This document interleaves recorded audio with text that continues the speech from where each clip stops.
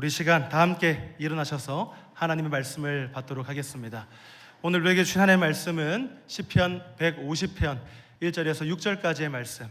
우리 한 절씩 교독하고 마지막 절은 함께 읽도록 하겠습니다. 할렐루야, 그의 성소에서 하나님을 찬양하며 그의 권능의 궁창에서 그를 찬양할지어다.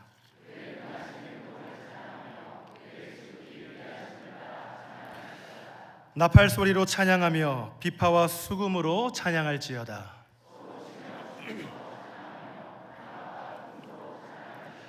큰 소리 나는 재금으로 찬양하며 높은 소리 나는 재금으로 찬양할지어다. 호흡이 있는 자마다 여호와를 찬양할지어다. 할렐루야, 아멘. 할렐루야, 할렐루야, 아멘. 제가 인사드린 이 할렐루야는 예수님을 믿는 사람이든지 믿지 않는 사람이든지 모두에게 친숙한 단어가 바로 할렐루야라고 할 수 있습니다. 여러분, 그렇다면 다 아시겠지만 할렐루야가 가진 뜻, 의미가 무엇입니까? 여호와를 찬양하라, 하나님을 찬양하라 라는 것이 할렐루야의 뜻이죠. 할렐루야에서 할렐루는 찬양하라, 찬양할지어다. 할렐루야에서 야는 여호와 하나님, 그래서 여호와 하나님을 찬양하라 라는 것이 할렐루야가 가진 의미를 알 수 있습니다. 그런데 이렇게 우리의 일상에서 많이 쓰이는 이 할렐루야라는 단어가 특별히 많이 나오는 성경이 있죠. 어디입니까? 눈치가 빠른 분들은 이미 아시겠지만 시편 말씀입니다. 시편에 보면 할렐루야, 여호와를 찬양하라 라는 이 고백이 정말 많이 등장하는 것을 보게 되죠. 오늘 우리가 함께 읽었던 시편 150편, 이 시편 전체를 마무리하고 있는 이 시편 150편 우리가 읽어보았지만 어떻습니까? 할렐루야가 정말 많이 등장하죠. 1절에서 6절까지밖에 되지 않는 굉장히 짧은 절임에도 불구하고 할렐루야, 여호와를 찬양하라는 이 말씀이 무려 13번이나 반복되어 등장하는 것을 보게 됩니다. 시편 150편 안에는 할렐루야, 여호와를 찬양하라, 찬양할지어다라는 이 고백이 꽉 채워져 있는 것이 시편 150편 말씀이라 할 수 있는 것이죠. 그리고 시편 150편의 중요한 특징 가운데 하나는 시편 150편은 할렐루야로 시작해서 할렐루야로 마무리되고 있는 것을 보게 됩니다. 오늘 우리가 함께 읽은 1절 말씀은 어떻게 시작합니까? 할렐루야, 그의 성소에서 하나님을 찬양하며 그의 권능의 궁창에서 그를 찬양할지어다 라고 시작을 하고, 마지막 절인 6절에도 어떻습니까? 호흡이 있는 자마다 여호와를 찬양할지어다. 할렐루야로 마치고 있죠. 할렐루야로 시작해서 할렐루야로 마무리되고 있습니다. 왜 시편 기자는 이 시편을 마무리하면서까지 할렐루야로 시작해서 할렐루야로 마무리하고 있을까? 그 이유는 하나님의 백성에게 있어서 삶의 처음과 끝이, 우리 인생, 우리의 삶의 전부가 다 할렐루야, 하나님을 찬양하는 인생이 되기를 원하고 있기 때문입니다. 다시 말해서 하나님의 백성이라면, 우리가 하나님의 자녀라고 말한다면, 하나님의 은혜를 입은 자라고 우리가 우리 스스로 고백할 수 있다면, 우리의 모든 인생 가운데 지속적으로 외쳐야 할 고백이 무엇이라고요? 바로 할렐루야, 여호와를 찬양하라. 이 고백이 우리의 고백이 되어야 한다라는 것이죠. 내 삶이 기쁠 때만, 내가 건강할 때만, 내가 형통할 때, 내가 하는 일이 모든 일이 다 잘 풀릴 때만 할렐루야를 외치라는 것이 아닙니다. 내가 힘들 때, 고난이 찾아왔을 때, 아플 때도, 억울할 때도, 화가 나는 일이 있을지라도 하나님의 백성은 늘 하나님 앞에서 할렐루야, 여호와를 찬양하는 인생이 되어야 한다는 것을 오늘 시편 150편은 저와 여러분들에게 도전하고 있다라는 것이죠. 저는 소망하기를 오늘 이 시간 시편 150편 말씀을 함께 살펴보면서 저와 여러분들의 인생이 할렐루야로 시작해서 할렐루야로 마무리되는, 하나님을 찬양하는 인생으로서의 회복하는 그런 놀라운 복이 저와 여러분들의 인생에 충만하기를 이 시간 주님의 이름으로 축복합니다. 그런 의미에서 앞뒤자분들을 바라보면서 이렇게 한번 인사하실까요? 할렐루야, 하나님을 찬양하며 삽시다. 인사하겠습니다. 할렐루야, 하나님을 찬양하며 삽시다. 우리의 모든 삶이 오직 여호와를 찬양하는 인생이 되기를 간절히 소원합니다. 이 시간 두 가지 질문을 가지고 함께 말씀을 살펴보기를 원하는데요. 먼저 우리 시편 150편은 우리가 왜 하나님을 찬양하는 인생이 되어야 하는가, 우리의 인생이 왜 하나님을 찬양하는 인생이 되어야 하는가, 이 질문에 대한 답을 우리에게 주고 있습니다. 오늘 본문 1절 말씀 우리 함께 읽겠습니다. 시작. 할렐루야, 그의 성소에서 하나님을 찬양하며 그의 권능의 궁창에서 그를 찬양할지어다. 아멘. 지금 시편 기자는 찬양하라 라고 외치는데 누구를 찬양하라고 외치고 있습니까? 하나님, 여호와 하나님을 찬양하라 이렇게 외치고 있죠. 성소에서 하나님을 찬양하며 그의 권능의 궁창, 다시 말하면 하나님이 창조하신 하늘 아래 온 우주 만물 그 가운데에서 여호와 하나님을 찬양하라 이렇게 우리에게 말씀하고 있습니다. 여러분, 우리의 예배와 우리의 찬양은 어떤 피조물이나 어떤 인간을 위한 것이 아닙니다. 또 우리의 찬양이 나 자신을 위한 것도 아니다라는 것이죠. 우리가 찬양해야 할 대상은 그 무엇도 아닌 하나님, 우리의 아버지 하나님만이 우리의 경배의 대상이 되신다라는 것을 우리에게 말씀하고 있습니다. 왜 그럴까요? 왜 하나님만이 우리 인생의 참 예배자가 되시고 예배 대상이 되시고 경배의 대상이 되시고 찬양의 대상이 되십니까? 왜 우리의 삶 전부에 어떤 상황과 환경 가운데서도 왜 하나님을 찬양하고 하나님을 경배해야 하겠습니까? 그것은 이어지는 2절 말씀에 그 이유가 있는데 2절 우리 함께 읽겠습니다. 시작. 그의 능하신 행동을 찬양하며 그의 지극히 위대하심을 따라 찬양할지어다. 아멘. 무슨 말입니까? 그의 능하신 행동과 그의 지극히 위대하심 때문에 우리의 삶의 전부를 들여 여호와를 찬양해야 한다라는 것을 말씀하고 있는 것이죠. 여기서 능하신 행동이라는 것은 하나님께서 우리를 위하여 하신 모든 일들, 모든 사역들, 모든 역사들을 의미합니다. 하나님께서 우리에게 뭘 하셨습니까? 하나님께서 저와 여러분들에게 대체 무슨 일을 하셨길래 우리는 삶의 전체에서 하나님을 찬양하는 인생이 되어야 할까? 크게 두 가지로 생각해 보길 원하는데요. 하나님이 행하신 그 위대한 사역, 그 첫 번째는 바로 창조라고 할 수 있습니다. 창세기 1장 1절이 어떻게 시작을 하죠? 태초에 하나님이 천지를 창조하시니라 이렇게 시작을 합니다. 아무것도 존재하지 않던 무에서 시공간을 창조하신 하나님, 하나님께서 창조하신 온 우주 만물을 바라볼 때 해와 달과 별과 산과 바다와 계곡과 모든 자연 만물을 바라볼 때 위대하신 하나님을 향한 찬양이 우리의 입술에서 터져나올 수밖에 없다라는 것이죠. 특별히 우리 어머님들, 우리 권사님들은 이미 카톡 푸사에서부터 하나님을 찬양하고 계신 것을 제가 볼 때마다 발견하게 됩니다. 우리 권사님들 카톡 푸사 뭐로 해놓으십니까? 우리 어머니들 대개가 사람이 아니죠. 꽃입니다. 꽃, 아름다운 꽃이 만개한 그러한 사진들을 가지고 해놓으시죠. 넘길 때마다 사람은 잘 안 나오고 꽃과 열매와 다육이 또 꽃과 함께 찍은 그 사진들을 발견하게 됩니다. 우리 남자분들 중에서도 등산을 좋아하시는 분들은 이 등 정상에서 딱 이렇게 손을 짚고 V자를 하면서 그 사진을 멋지게 찍은 그러한 것들을 제가 발견하게 되는데요. 그만큼 하나님께서 창조하신 자연 만물을 바라보면서 우리의 입술에서 또 감동과 기쁨의 찬양을 드리고 계신 것 같습니다. 하나님께서 창조하신 아름답고 웅장한 그 자연들을 바라볼 때 하나님을 향한 찬양이 우리의 입술에서 흘러나오게 되는 것이죠.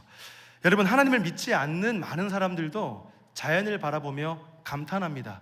그 웅장하고 멋진 자연을 바라보며 정말 아름다움을 느끼는 세상 사람들입니다. 그러나 그들은 그것들을 바라보면서 그 모든 것들을 창조하신 하나님을 발견하지를 못합니다. 그러나 하나님을 믿는 우리는 온 세상을 바라보면서 여러분, 우리가 무엇을 고백할 수 있습니까? 참 아름다워라 주님의 세계는 저 솔로몬의 옷보다 더 고운 백합화, 주 찬송하는 듯 저 맑은 새소리, 내 아버지의 지으신 그 솜씨 깊도다. 할렐루야, 아멘. 이 세상을 창조하신 하나님의 전능하심, 그분의 위대하심을 바라보며 하나님을 향한 감사와 찬양이 터져나올 수밖에 없다라는 것이죠. 그리고 우리가 자연을 바라볼 때 하나님을 찬양해야만 하는 또 다른 이유가 한 가지 더 있습니다. 여러분, 하나님께서 이 세상을 창조하실 때 사람을 몇째 날 창조하셨습니까? 마지막 날, 여섯째 날 창조하셨죠. 여러분, 하나님은 사람을 왜 모든 것들을 다 창조하신 이후에 마지막 날에 창조하셨을까?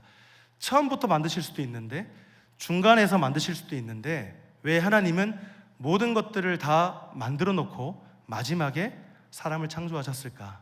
그 이유도 분명합니다. 그 이유는 사람이 다른 모든 피조물보다 가장 존귀한 존재이기 때문이라는 것이죠. 사람은 특별히, 다른 피조물들은 그렇지 않지만 우리 인간과 사람은 특별히 하나님의 모양과 하나님의 형상대로 지음받은 너무나 굉장히 존귀한 존재입니다. 이 땅에서 아버지의 영광을 드러내며 하나님의 살아계심을 드러내는 세상 모든 것들이 우리를 볼 때, 인간을 볼 때, 사람을 볼 때 하나님의 영광을 드러낼 수 있는 가장 존귀한 존재로 하나님이 우리를 창조하셨다라는 것이죠. 그렇게 가장 귀한 존재, 하나님이 가장 아끼고 사랑하는 존재가 살아갈 수 있는 환경과 조건을 다 완벽하게 갖추신 이후에 하나님은 인간을 창조하신 것입니다. 그렇게 우리는 온 세상을 바라볼 때 하나님이 우리를 얼마나 아끼시고 얼마나 사랑하시고 얼마나 존귀한 존재로 우리를 여겨주시는지 그것을 깨닫게 된다는 것입니다. 사랑하는 성도 여러분, 하나님이 우리를 위해 창조하신 저 자연 만물을 바라볼 때마다, 더 나아가 모든 만물을 주관하시고 지금도 여전히 모든 만물들을 통치하시는 하나님의 영광을 바라보며 오직 하나님만을 높이고 하나님만을 찬양하는 저와 여러분들이 되셨으면 좋겠습니다. 우리의 입술을 열어 할렐루야, 하나님만을 찬양하는 우리 의성교회 모든 성도님들이 될 수 있기를 주님의 이름으로 축복합니다. 아멘. 그리고 또 하나, 하나님이 행하신 그 위대한 사역 두 번째는 바로 구원이라 할 수 있습니다. 우리를 위해 하나님께서 행하신 구원 역사, 그 위대한 사역을 우리가 바라볼 때 우리는 하나님 앞에 할렐루야를 외칠 수밖에 없다라는 것이죠. 여러분, 430년간 애굽에서 종살이하던 그 이스라엘 백성들이 당대의 초강대국이었던 애굽에서 빠져나올 수 있었던 이유가 무엇이었습니까? 그들이 운이 좋았기 때문입니까? 국제 정세의 흐름이 적절하게 잘 맞아떨어졌기 때문입니까? 바로 왕이 갑자기 회심해서 하나님을 믿는 그런 하나님 백성이 되었기 때문이었습니까? 모두가 다 아니죠. 이스라엘 백성들이 이방 나라 애굽에서 구원받을 수 있었던 이유는 오직 하나, 여호와 하나님의 능력, 여호와 하나님의 구원 역사 때문이었습니다. 그 땅에 10가지 재앙을 내리셔서 이스라엘을 이끌어내시고 건널 수조차 없는 홍해를 가르시고 다시 홍해를 하나 되게 하셔서 이스라엘을 죽이러 따라오는 많은 애굽의 병사들을 다 숨을 버리시고 아무것도 없는 광야 생활 가운데 반석에서 물을 내시고 만나와 메추라기로 그들을 먹이시고 구름 기둥과 불 기둥으로 이스라엘을 지키시고 이끄시고 보호하셔서 결국 약속의 땅 가나안 땅으로 인도하신 하나님의 능력, 하나님의 구원의 능력이 있었기 때문에 그들이 구원받을 수 있었다라는 사실입니다. 여러분, 수많은 시편 기자들은 너무나 괴로운 자신들의 현실과 악인들의 공격 가운데에서 의로우신 하나님의 도우심을 요청했습니다. 그들이 얼마나 힘들었던지, 그들의 인생이 얼마나 괴로웠던지 하나님 도와주세요, 하나님 죽을 만큼 드렸습니다.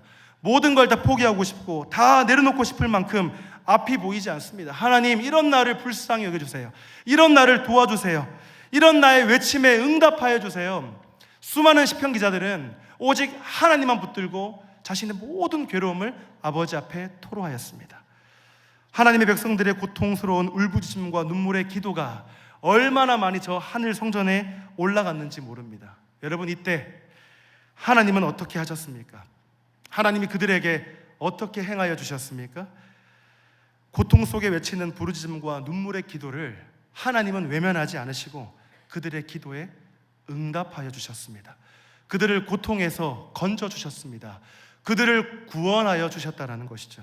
그래서 시편 145편에서 시편 기자는 이 사실을 이렇게 고백합니다. 시편 145편 18절과 19절 말씀 우리 함께 읽겠습니다. 시작.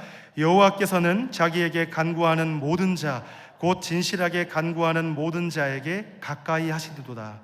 그는 자기를 경외하는 자들의 소원을 이루시며 또 그들의 부르짖음을 들으사 구원하시리로다. 아멘.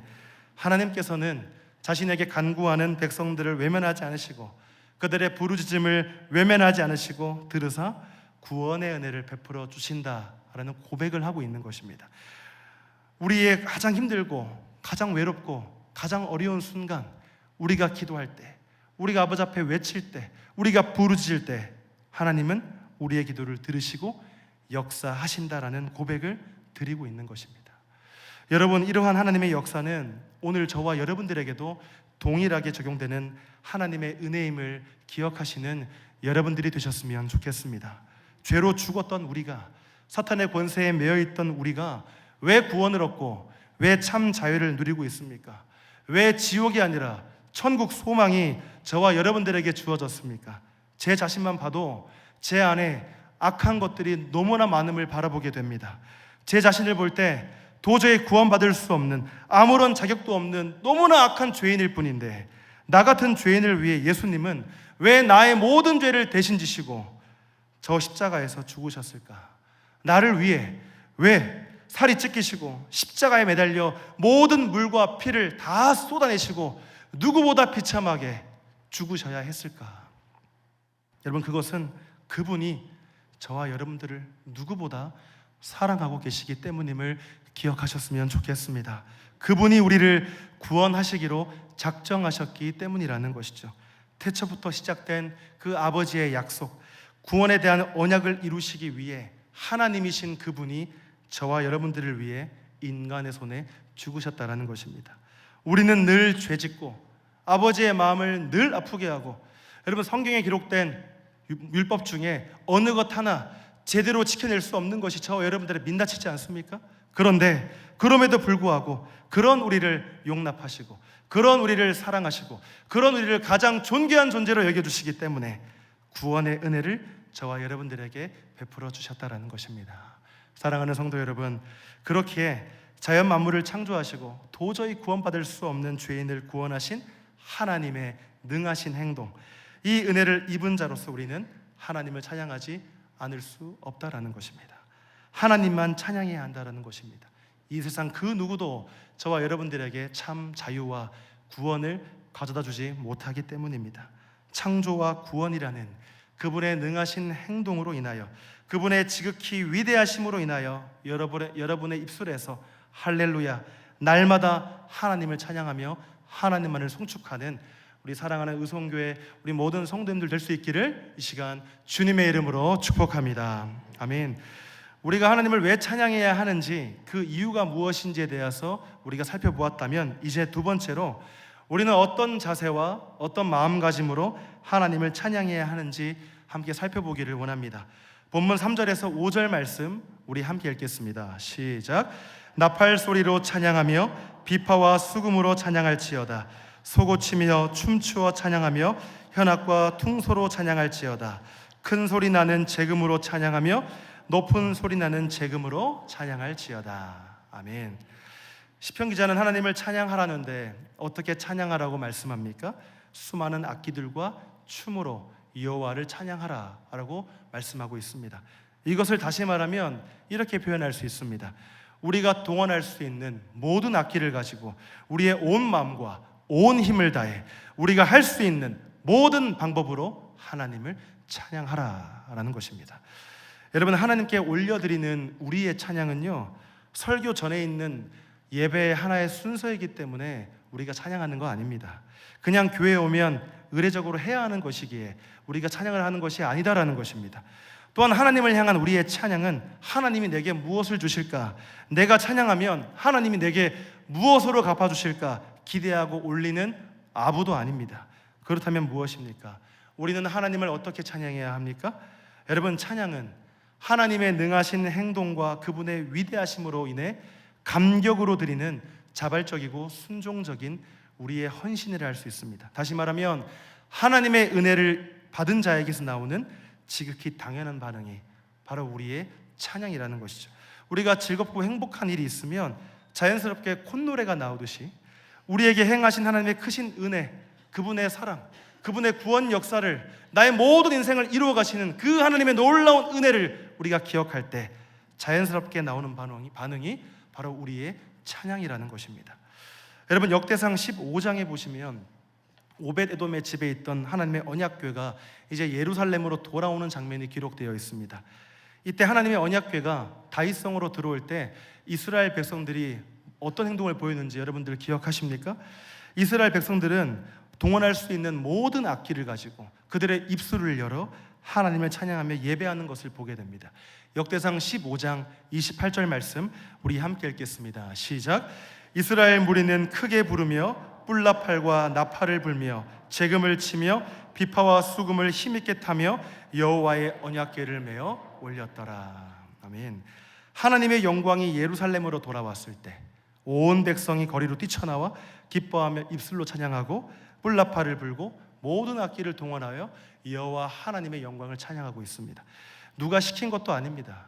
강제로 하는 것도 아닙니다. 그런데 그들은 자발적으로 기뻐서 감격이 겨워 하나님을 찬양하고 있더라라는 것입니다. 여러분, 이럴 때 왕이었던 다윗은 뭐하고 있었는지 아십니까? 역대상 15장 29절 우리 함께 읽겠습니다. 시작. 여호와의 언약궤가 다윗성으로 들어올 때에 사울의 딸 미갈이 창으로 내다보다가 다윗 왕이 춤추며 뛰노는 것을 보고 그 마음에 업신여겼더라. 여러분, 다윗 왕은 지금 뭐하고 있었습니까? 하나님의 언약궤가 예루살렘으로 들어올 때 너무나 기쁜 나머지 춤추며 뛰놀았다라고 기록하고 있습니다. 자기 아내 미갈은 속으로 자신을 업신여기던 말던 왕으로서의 채통이고 뭐고 중요한 것이 아니라 오직 하나님의 임재와 그분의 영광을 바라보며 그분으로 말미암아 기뻐 뛰며 춤추었던 것이 바로 다윗 왕이었다라는 것입니다.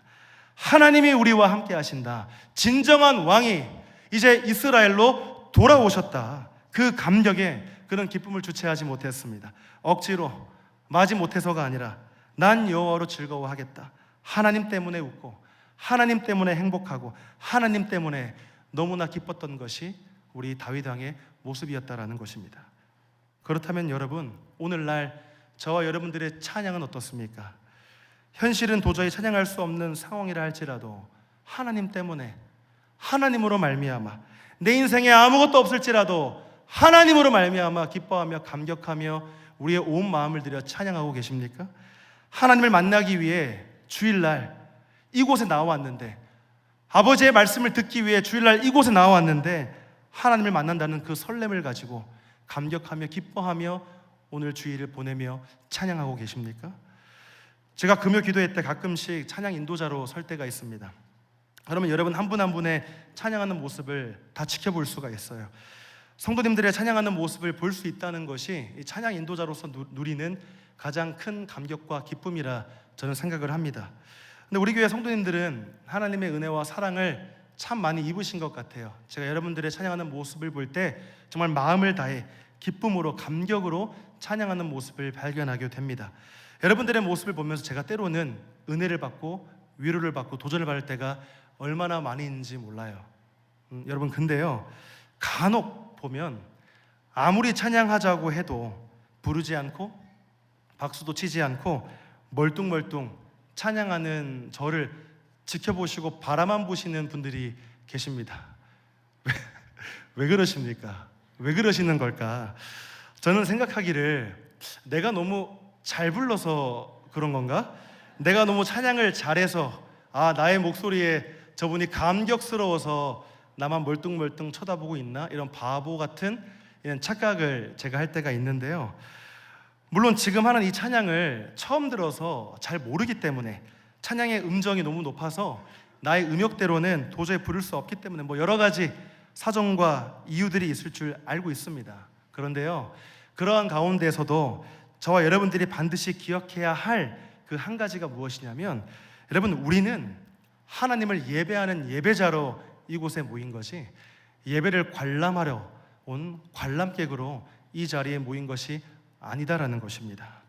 저를 교만하지 않게 하기 위해서라도 우리 의성교회 모든 성도님들은 하나님을 찬양하는 그 일에 온 마음과 뜻과 정성을 다 쏟는 여러분들이 되시기를 주님의 이름으로 축복합니다. 여러분, 이사야 43장 21절에 보면 우리는 왜 창조되었나? 하나님은 왜 우리를 하나님의 백성으로 부르셨나? 이 질문에 대한 정확한 답이 있습니다. 우리 함께 읽겠습니다. 시작. 이 백성은 내가 나를 위하여 지었나니 나를 찬송하게 하려 함이니라. 하나님께서 우리를 왜 지으셨다고요? 하나님을 찬송하는, 하나님을 경배하는 백성으로 삼기 위해 우리를 불러주셨다라는 것을 말씀합니다. 여러분, 우리는 이 사실을 정말 명심해야 합니다. 하나님께서 우리를 부르신 이유는 다른 데 있는 것이 아닙니다. 이 세상 속에서 하나님을 찬양하고 하나님을 경배하고 온 세상 앞에 믿지 않는 자들의 모든 삶의 여정 가운데 아버지의 살아계심과 아버지의 영광을 드러내는 빛과 소금으로 살게 하기 위해서 저와 여러분들을 지었고 저와 여러분들을 불러주셨다라고 성경은 우리에게 말씀하고 있습니다. 그런데 만약 이러한 부르심 앞에 이스라엘 백성들이 하나님을 찬양하지 않고 하나님을 위해 살지 않는다면 여러분 어떻게 되겠습니까? 그들의 존재 이유 자체가 희미해져 버리고 마는 것입니다. 하나님 나라의 백성으로서의 정체성이 사라져 버리고 만다라는 것이죠. 교회가 하나님을 찬양하지 않고 교회가 이 땅에서 아버지의 영광과 아버지의 살아계심을 드러내지 않는다면 교회가 교회로서의 이유, 교회가 교회로서의 정체성을 상실해 버리고 만다라는 것입니다. 저는 우리 모든 성도님들이 하나님을 찬양하기 위해 하나님이 우리를 찬양의 자리로 불러주셨다는 이 사실을 다시금 깨닫게 되기를 간절히 소원합니다. 그래서 주일마다 예배의 자리에 나오실 때마다 기도의 자리에 나오실 때마다 하나님이 오늘 이 시간을 통해서 내게 어떤 말씀을 주실까? 하나님께서 내 삶을 어떻게 이루어 가실까? 오는 그 한 주간 월요일부터 토요일까지의 그 여정을 하나님께서 어떻게 이루어 가실까? 그 일들을 기대하고 소망하는 마음으로, 기쁜 마음으로, 감격스러운 마음으로 이 자리에 나오시기를 간절히 소원합니다. 그래서 온 마음을 다해 하나님을 찬양하며 경배하는 우리 의성교회 모든 성도님들 될 수 있기를 주님의 이름으로 축복합니다. 말씀을 맺겠습니다. 사랑하는 성도 여러분, 우리는 하나님을 찬양할 수 있는 그 자격이 단 하나도 없는 죄인들입니다. 그런데 우리가 어떻게 하나님을 찬양할 수 있게 되었습니까? 하나님이 우리를 사랑하사 끝까지 사랑하셨기 때문입니다. 소망이 끊어진 우리에게 참 소망과 은혜를 부어주심으로 우리가 찬양할 수 있게 되었고, 어떤 상황과 어떤 여건과 어떤 조건에서도 하나님을 찬양할 수 있는 자로 회복되었음을 꼭 기억하시기를 축복합니다. 목사님, 저는 지금 처한 상황이 너무 힘들어서 하나님을 찬양할 수가 없습니다. 관계 문제, 직장 문제, 사업 문제, 가족 문제, 금전 문제, 취업 문제, 학업 문제 등등등등 제 앞에 산지에 있는 많은 문제들 때문에 저는 하나님을 찬양할 수 없어요. 하나님을 찬양할 힘이 없어요 하시는 분들도 있으실 줄 압니다. 그러나 하나님은 오늘 본문을 마무리하면서 뭐라고 말씀하셨습니까? 본문 6절 우리 함께 읽겠습니다. 6절입니다. 시작. 호흡이 있는 자마다 여호와를 찬양할지어다. 할렐루야. 아멘. 호흡이 있는 자들은, 숨을 쉬는 모든 자들은 다 하나님을 찬양하라 라고 말씀합니다. 이 말은 너희들이 무슨 일이 있어도 어떤 상황과 환경 가운데서도 무조건 하나님을 찬양하라 라는 말씀입니다. 왜 그렇습니까? 우리가 처한 그 현실과 그 모든 상황 속에서도 하나님을 찬양할 때 하나님이 저와 여러분들의 심령을 살게 하실 것이고, 하나님이 우리가 처한 모든 환경을 바꾸어 놓으실 것이고, 하나님이 우리가 처한 그 현장을 놀라운 기적의 현장으로 바꾸어 주실 것이기에 어떤 상황에서도 하나님만을 찬양하라 우리에게 말씀하고 있다라는 것이죠. 찬양하라. 어떤 상황에서 찬양하라. 그러면 하나님이 너희들의 인생을 인도하시고 이루어 가실 것이다. 하나님은 저와 여러분들에게 놀라운 약속의 말씀을 주셨습니다. 하나님을 찬양할 이유보다 하나님을 찬양하기 어려운 이유들이 더 많은 세상을 우리가 살아가게 된다 할지라도 우리를 창조하시고 우리를 구원하신 우리 아버지 하나님을 전심으로 찬양할 때, 하나님을 향한 갈망을 가질 때 하나님께서 우리에게 찬양할 수 있는 이유, 그 이유들을 수만 가지 만들어 주실 것을 믿는 여러분들이 되셨으면 좋겠습니다. 도무지 해결할 수 없는 문제 앞에서도 하나님을 의지하여 할렐루야로 우리의 삶을 시작하면 우리의 삶의 결말도 할렐루야로 우리 주님이 역전시켜 주실 것을 믿으시기를 바랍니다. 할렐루야. 하나님을 찬양하는 우리 의성교회 공동체가 되기를 간절히 소원합니다. 하나님을 찬양하는 우리 의성교회 공동체를 통하여 놀라운 은혜의 역사를 우리 주님이 이루어 가실 것입니다. 이러한 믿음으로, 이러한 감격과 기쁨으로 날마다 감사와 기쁨으로 살아가시는 우리 사랑하는 의성교회 우리 모든 성도님들 될 수 있기를 주님의 이름으로 축복합니다. 아멘.